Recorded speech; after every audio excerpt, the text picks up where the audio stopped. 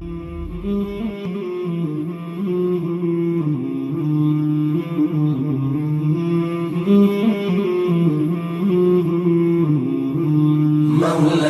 صل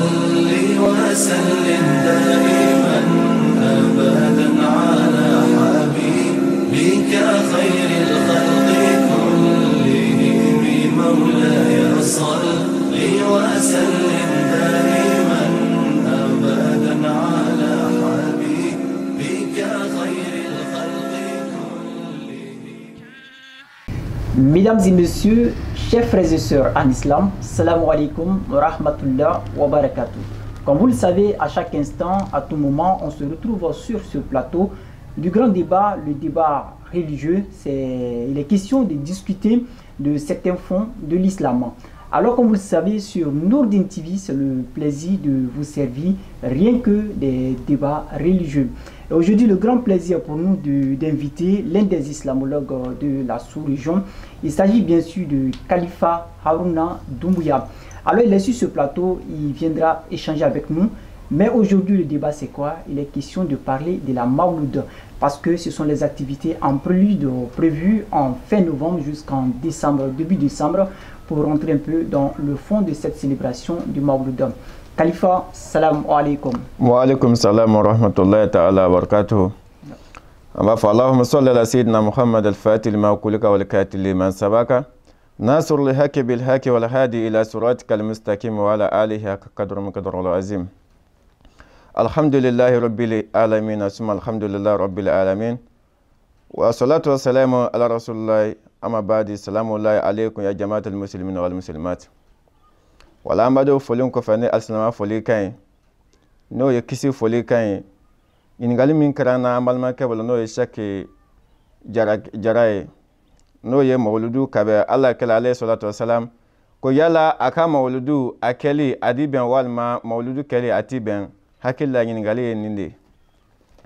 wo ingali folo min karana no ye Allah kala alayhi salatu wassalam ka bankinin keli yala benena bembalia silamo kangan katimu onduvu kamutu mawludu bi ke chugo mina silamo kangan ka intereso la kosebe ni ayasro ambala ka silama ya famuya bo karamogo bala ka dalidi wati bela jelena mawludu dalu mi Qur'an kono abisi sioroma chama ma Qur'an suran chama kono mawludu dalu bero minna ambi do dama ta ka silamo ma ni mogo min nala ku da kisi kama nala ku da kuna jaka mawludu na famu sura kono Allah kama bena sabama o dalu folo jime Allah subhanahu wa ta'ala min ko aga kitabu bilibili ban kono no Qur'an al-Karim ye fa in zakartukum lanazidakum akoni ale Allah subhanahu wa ta'ala kan nema min kawye kan ji janka ale ala kan nema barkada andin ala kan nema kan nanka ale Allah kan nema barkada kabido faraka ala kan nema min kanye nan fenen bano ma idna ye kafo ala bina dobo anka kulla ala man kisloma o nema jojume o nema do ye sungalo ye ala kan min dislamo ma way ala kan nema do nan ko barkada ka ala fo ka walnyima do abido faraka no ye sungalo doni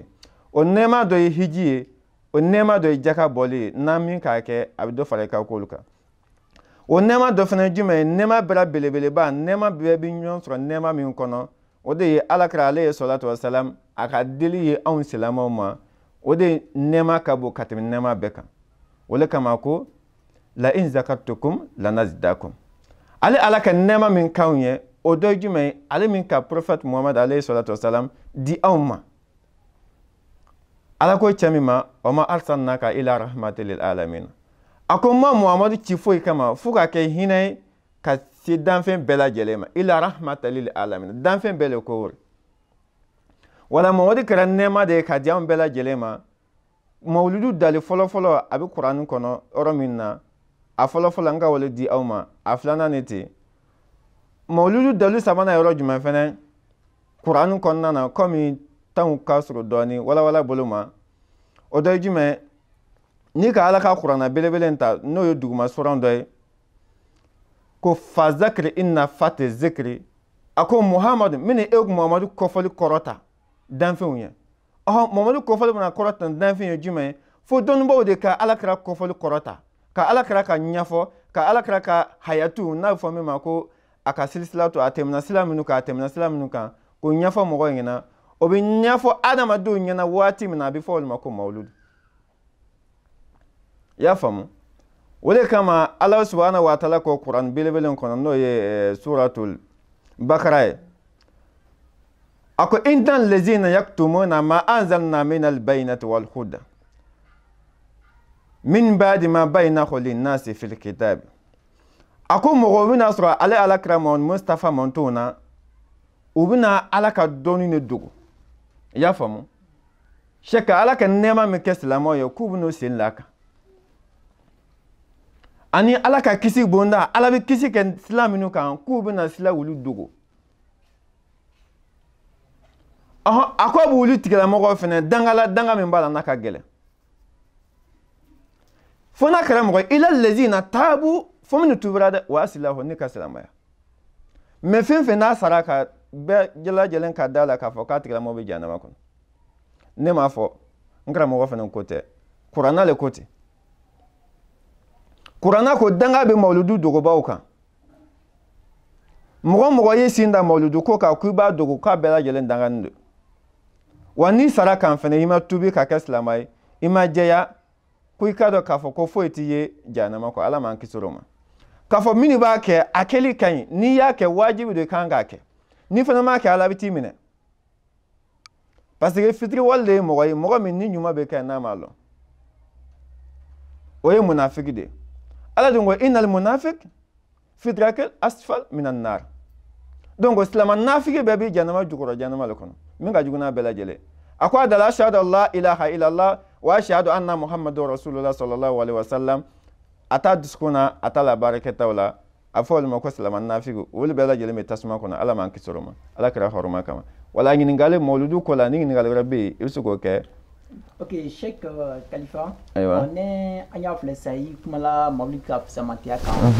qu'on n'a pas réconnu. Donc, au femme la sang. On est à Yafle San. Voilà, n'a pas de maïrebi, Mawlid Kela, ton autre Mawlid sur la Slama Boulou, Momba à Konyemaya. Ayiwa. N'a pas mis sur Mawlid Kela. Kitabu de Baba, faut me connaître Amatul Kubra al-Alam. Ni Mohamed Kau Kitabu Takalaje. Sedna Aliyu. Karam Allah wajahu an Abubakar Siddiqi an Usmana an Umar Faruku be kuma na maulidu kai ya fam sai na aliyu ko ni mamin kan maulidu nyanamaya ka Allah kala ka maulidu nyanamaya ko be na fam mo min ka islam Allah nyanamaya ina fa shak fi Bilal Jallo abake Mali Bamako nyaminka ina fa shak Usman Sharif Madan Hadra ba ka nyaminka na ga shak Suleiman Sidibe olu b'a kɛ ɲamin kan donc a ko ni mɔgɔ min ka mawludu ɲɛnamaya o tigilamɔgɔ ye silamɛya ɲɛnamaya donc ni mɔgɔ min k'i sen la mawludu ko kan o bɛ i n'a fɔ mɔgɔ min k'i sen la silamɛya diinɛ kan i y'a faamu bon nafa wɛrɛ bɛ mawludu la mawludu bɛ kɛ dugukolo min sanfɛ ala bɛ barika don o dugukolo la mɔgɔ min bɛ mawludu kɛ ala bɛ barika don a tigilamɔgɔw la hali i bɛ taa wari min di mawludu kɛnɛ kan o wari o ala bɛ barika don a la ni i k'i jija ka se ka warimisɛn dɔ ta k'a bila i ka nafolo tema mɔgɔ min bɛ yen k'ala nafolo bɛ to ka tiɲɛ walahi bila ala bɛ barika dɔ la i ka wariw tɛ tiɲɛ fiyewu o dɔ fana ye jumɛn mawludu ni k'a kɛ ni nafolo min ye nafolo kasabiya min ye yanni san wɛrɛ cɛ ala b'a jidi ka position wɛrɛ d'i ma min ka bon ni san wɛrɛ ta ye mawludu la ala bɛ kabanako caman kɛ mawludu kɛba ni k'i jɔ ko ala ka min kɛ mawludu don ala kɛra bonya kama a b'a kɛ siga foyi t'a la o tɛ mɔgɔ ka kɛli ye o tɛ mɔgɔ ka walijuya ye o ye ala kɛra yɛrɛ ka fisamantiya le mawludu don n'i ko san ka na tiɲɛ ni tilen kan sanji bɛ na n'i ko tile ka na bɔ a ti bɔ n'i ko min ala kɛra yɛrɛ bonya kama ala b'o k'i ye mawludu kama donc nafa belebelebaw bɛ mawludu la mɔgɔ min n'olu k'a kɛ ni mɔgɔ min fana m'a kɛ i k'a lɔn k'a fɔ i fitiri waleyala k'a fɔ ala ka nɛɛma ma ka min d'i ma donc o Cheikh mawludu nafa ye min ye o le ye ten. Ok. Bon, on est à qui sur la nafa comment? On est à Flessan toujours on est pour la Mawlidi ka kechugul likan, on est Mawlidi re ka nafa. Bon, i yɛrɛ ka kuma yɛrɛ damina ɲa min kan a bɛ silamɛw du la min tɛ a faamu de walama u t'a kɛlɛ de yala n'a don silamɛya bolo ma a bɛ fɔla ko silamɛw bɛɛ farisogo kelen bon o fɔɲɔgɔnkɔ bolo ma bi walama i ye karamɔgɔ ye i bɛ ka kow kɔlɔsi i bɛ se ka mun fɔ o ko la. Ayiwa o fɔɲɔgɔnkɔ bolo ma bi min ka bɛn mawuludu kɛli n'a kɛbaliya ma ani silamɛw fara-fara bɛ ka bɛn mawuludu ko ma bi fo dɔw y'a ra k'a fɔ ko mawuludu sogo min bɛ faga mawuludu la ko ni mɔgɔ min k'a dɔn k'o bɛ i n'a fɔ mɔgɔ min kɛlɛ sogo don silamɛ ɲɛmɔgɔ dɔw ka kumakan ne ten ko mawuludu dumuni bɛ i n'a fɔ mɔgɔ min wɔra haramu dumuni kɛ parce que k'a ti bɛn dɔlu ko a bɛ bɛn bon an bɛ min fɔ silamɛw ye an ka kalan kɛ mawuludu dalilu bɛ kuranna kɔnɔ n'i ko kan ka seli bɛ kuranna le kɔnɔ ala de ko inna solat kanat alal mu'minina ale ka seli di mumini de ma ko mumini de ka seli bon n'ala fana bɛ kuma a bɛ kuma hakili tigiw de fɛ i y'a faamu hakili tigiw de fɛ kɛlɛli la mawuludu kɛlɛliba o taayɔrɔw ka jan kosɛbɛ o ye contre prophète Muhammad alayhi salatu wasalam bon olu ka ko kun tɛ alakira diinɛ ko ye kɛlɛ kun ye alakira ka ko le parce que mɔgɔlu minnu b'a la ka mɔgɔlu kɛlɛ ala kɛlɛ man d'u ye donc a man d'an ye fɔ an ka yɛrɛ an ka kɛwale la k'a fɔ vraiment i la ko man di anw ye o de la u bɛ mɔgɔlu dalu ye a lɔnni de mɔgɔlu dalu lɔnni mais u t'a kɛ b'a fɛ parce que a t'u intéressé bon i b'a la ka mɔgɔ min kɛlɛ chaque fois la ko bɛ langanama chaque fois la ko bɛ langanama i bɛ na n'a ye k'a fɔ i ka kɛlɛ a di gɛlɛya dɔɔni fo k'i sen lawale kan donc n'o la sala a la ko ti ɲɛfɔla mun tun a la histoire tɛla fɔla mɔgɔlu ɲɛna i da a la ko bɛ tun a bɛ kɛ mɔgɔ gansan ye i n'a fɔ ko ɲa min kan ko ani ala kɛlɛ alayhi salatu wasalam k'an bɛ mɔgɔ su kelen an bɛ mɔgɔ gansan de ala kɛlɛ mɔgɔ gansan i n'a fɔ an yɛrɛ ye cogo min na o de la a fɔra mɔgɔ min ma min kɛ ko maksusun bil izi maksusun bil majid maksusun bil sharaf ko bonya belebeleba c'est comme bonya kadra bonya min ka bon ni bonya bɛɛ lajɛlen k'o tigi ye Muhamadu de ala ka bonya min d'ale ma a tɛ dan fɛn wɛrɛ bolo min ni a ka bonya bɛ i n'a fɔ Muhamadu o ko o bonya kan ka fɔ ala de ma k'o man ka fɔ ala kɛlɛ ma donc olu bɛ ala kɛlɛ la contour la o tɛ mawuludu ko fɛngɛ na karamɔgɔ an y'a faamu sisan i kunnafoni caman di mawuludi yɛrɛ ale yɛrɛ ye mun ye a bɛ fɔ ko mawuludi kiti caman b'a kan i y'a nafa fɔ sisan ani ye ko caman fɔ in na mawuludi yɛrɛ ye mun ye mawuludu ye wali ɲuman dɔn maninkakan na c'est comme en français ka mɔgɔ féliciter a ka kɛta la félicitations i y'a faamu parce que ne ka prophète Muhammad alayhi salatu wasalam a kɛra mɔgɔ de ye mɔgɔ min kɛra mɔgɔ ye min ka bɛn sabati silamɛw ni ɲɔgɔn cɛ min ka bɛn na don diɲɛ dugukolo sanfɛ i y'a faamu bon o la nali mawuludu ye nisɔndiyali de so wa ka so wa ala ye ka min di anw ma n'o ye ka ciladen ye a diyara an ye a bonyana ma an y'a minɛ n'an bolo fila ye donc an b'i remercie i ka ciden dili la anw ma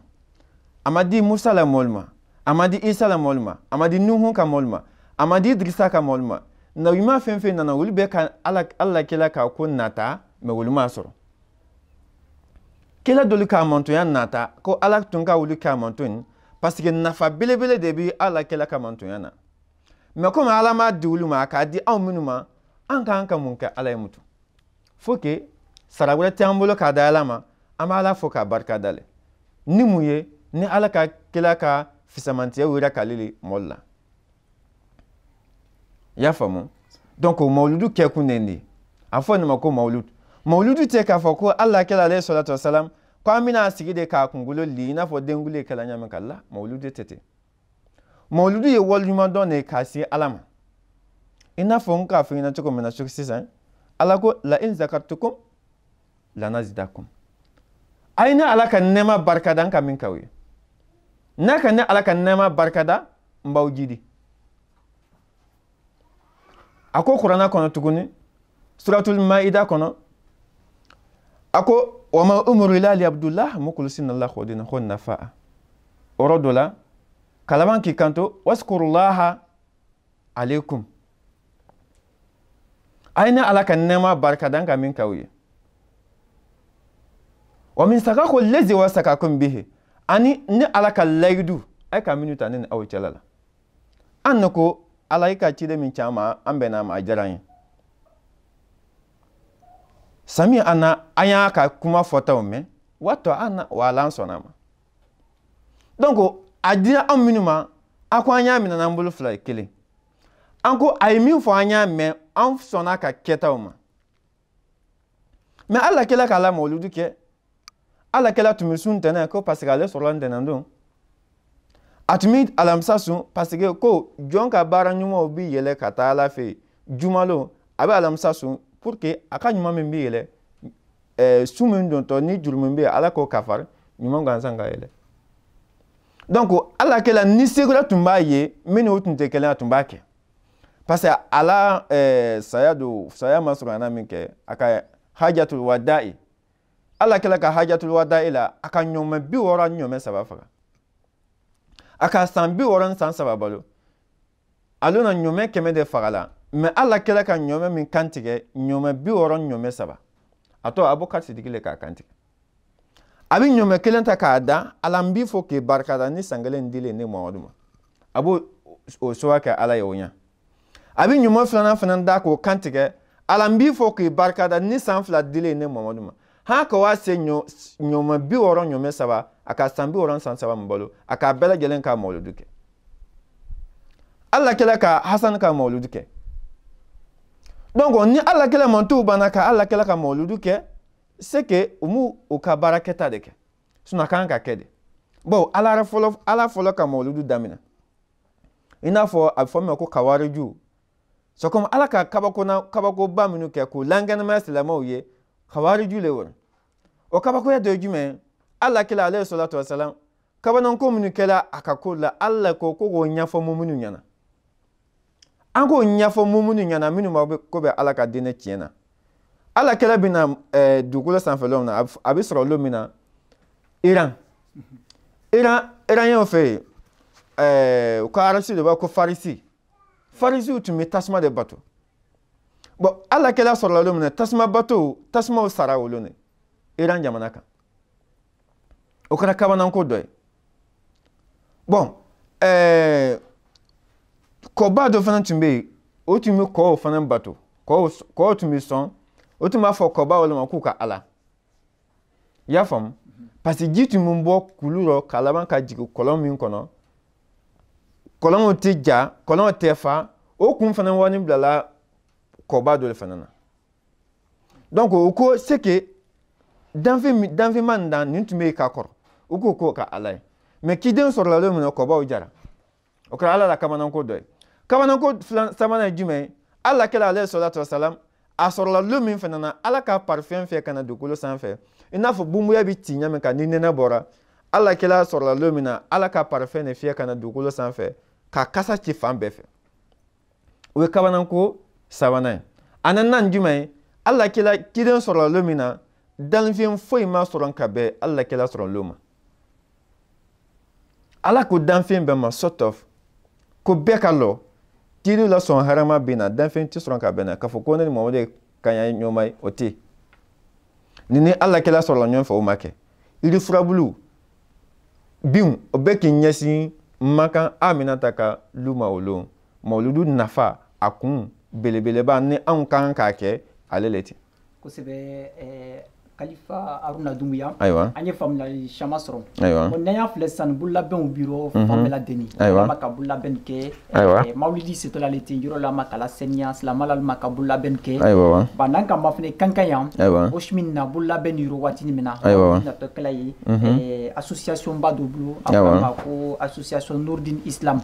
o président de Cheikh Souleymane Sidibedi bon bonyani baraka kosɔn fana a ka choisi bi ka kɛ ambassadeur de la paix di ka bɛn ko ka bɛn na bɛn ka fuɲɔgɔnkɔlu ban bon a caman fana ele fana ele de senabɔli kɛ ne fana ni ala sɔnna i b'a ko a mawulidi kɛ Bamako donc o bololabɛnw kosɔn i bɛ se ka mun fɔ waatini min na ka silamɛw makili ale n'a ka mawulidi ko kɛ sɛbɛdi mɛ tɛrɛ ma lɔn ayiwa bon min fɔ silamɛw ɲɛna yɔrɔw kan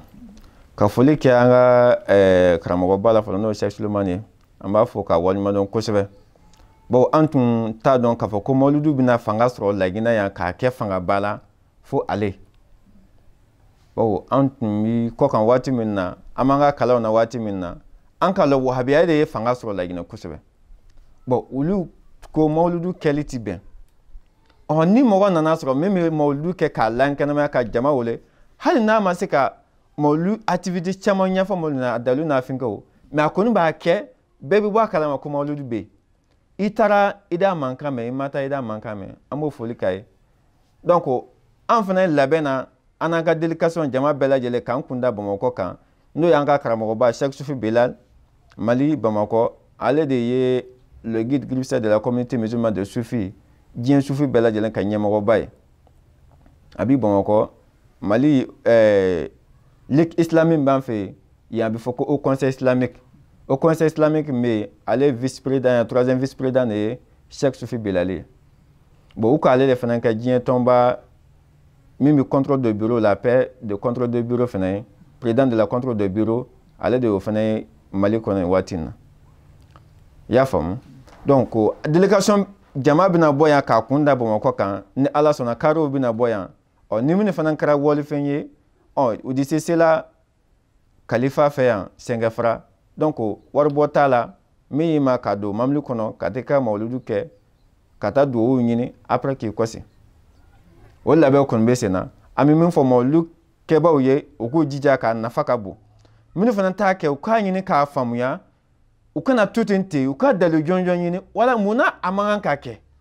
donc n'i ka dalilu jɔnjɔn sɔrɔ a la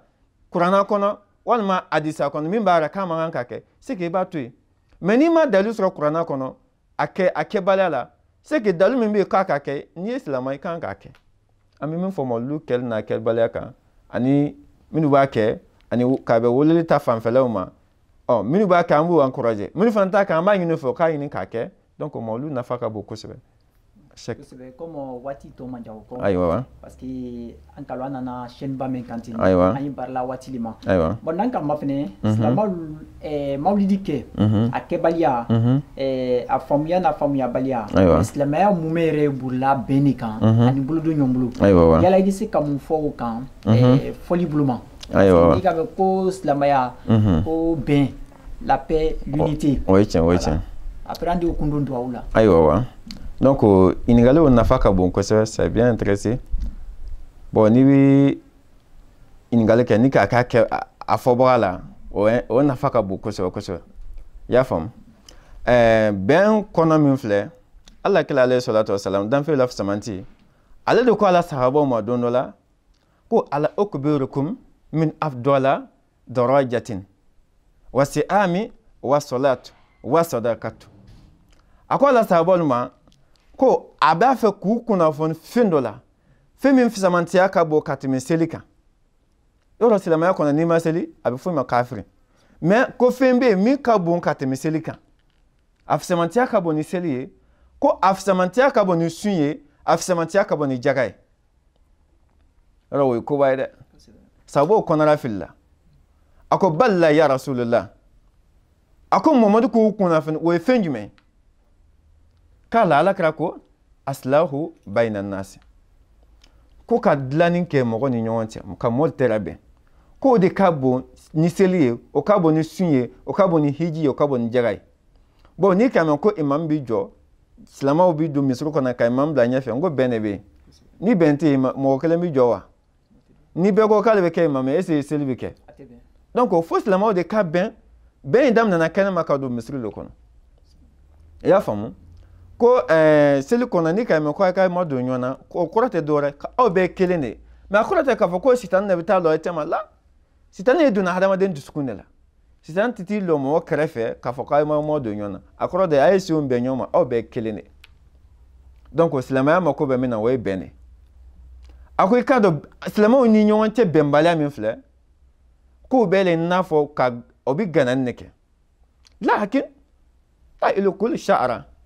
lakin talikul dina mais a tɛ kunsigi gbanan dɛ mais k'a bɛ gbanan de kɛ silamɛya diinɛ na donc i bɛna ye silamɛw ka fara-farali a bɛ tiɲɛni dɔ don silamɛya kɔnɔ a tɛ nafa lase silamɛya ma wala an bɛ min ɲini silamɛw fɛ komi alakira de ko alayhi salatu wasalam silamɛw innamal mu'min ikhwatun silamɛw bɛɛ fa kelen ba kelen la yuzlimuhu wala yuslimuhu silamɛya t'a silamɛya tɔɲɔna wa a t'a labila bon ni silamɛya faamuna i bɛna ye k'a fɔ silamɛw bɛɛ fa kelen ba kelen check mais silamɛw de ka ɲɔgɔn tɔɔrɔ ka bon silamɛw de ka ɲɔgɔn nabila ka ca ka tɛmɛ diinɛ tagabolo bɛɛ lajɛlen kan o kɔrɔmasigi ye jumɛn n'i ye e karamɔgɔkɛba dɔ ye donc ne fana karamɔgɔ ye ni mɔgɔ dɔ nana ka na karamɔgɔ kɛw ka ko ɲininka ne ma a caman caman na an ka bi silamɛw karamɔgɔkɛw wala k'a k'o la ɲuman dɔ fɔ k'o encourager pour que o kanu tɔ ka don e la a b'o sabuti ɲɛna le donc o le ye karamɔgɔ labila a ka ɲuman min dɔn a la a tun y'o fɔ la mais a ka juguman min dɔn a na o t'o le fɔla e na parce que pour que a tigilamɔgɔ kanu bɛ se ka bɔ i la ɲa min kan donc o tɛ ala kɛla ka laɲini ala kɛla ka laɲini de an k'a don da kelen fɛ ka bɔ da kelen fɛ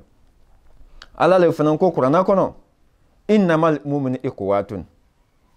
wa atasim bi hablillahi jami'an wala tafarraqu an ka ɲɔgɔn minɛ ale ala ka juruba kelen an kana fara fara bon mali ni haya tunu bɛ dɔnnibaw ma wala baara de tɛ kɛla n'a ye madama ne ko ashhadu an la ilaha illallah ashhadu anna muhammadar rasulullah a banna ye silama de ye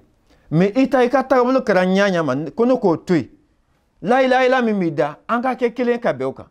ani muhammadar rasulullah min bɛ yen mais ni mɔgɔ min ma don i ta la i ko k'o ta ye c'est que e de m'i ka affinité faamuya donc o kuma min bɛ yen bɛn ta fan fɛ donc an b'a walawala tuma dɔ an ni san saba kɛ a tɛna banna i y'a faamu mais an bɛ dugawu kɔni kɛ ka dugawu kɛ yɛrɛ fana k'a fo kosɛbɛ